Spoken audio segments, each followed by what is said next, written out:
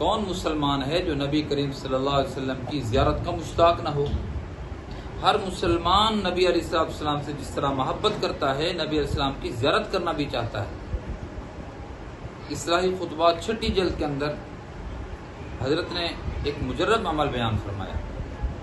فرماتے ہیں کہ جمعہ کی رات 2 رکعت نماز نفل ادا کرے، ہر رکعت میں سورۃ فاتحہ کے بعد 11 مرتبہ آیت الکرسی، اللہ لا الہ الا هو الحی القیوم، یہ پوری، اور 11 دفعہ سورۃ اخلاص، قل هو اللہ احد اللہ الصمد لم یلد ولم یولد ولم یکن لہ کفوا احد، یہ پڑھے ہر رکعت میں 11 دفعہ آیت الکرسی اور 11 دفعہ سورۃ اخلاص۔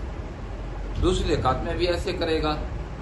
نماز مکمل کرنے کے بعد 100 دفعہ درود پاک پڑھنا ہے، اللہم صلی علی سیدنا و مولانا محمد النبی الامی وعلی آلہ و اصحابہ وبارک وسلم، یہ درود پاک پڑھے 100 دفعہ، ایک تسبیح۔ اس کے بعد اللہ رب العزت سے دعا کرے، کریم اللہ تیرے محبوب صلی اللہ علیہ وسلم کی زیارت کا مشتاق، زیارت کرا دیجیے۔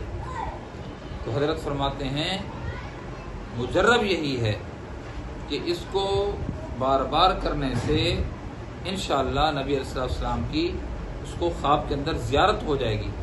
شرط 2-3 چیزیں ہیں، شوق ہو، طلب ہو اور گناہوں سے بچتا ہو، تو انشاءاللہ اس عمل کی برکت سے اللہ کے نبی صلی اللہ علیہ وسلم کی دنیا کے اندر خواب کی حالت میں زیارت نصیب ہوگی۔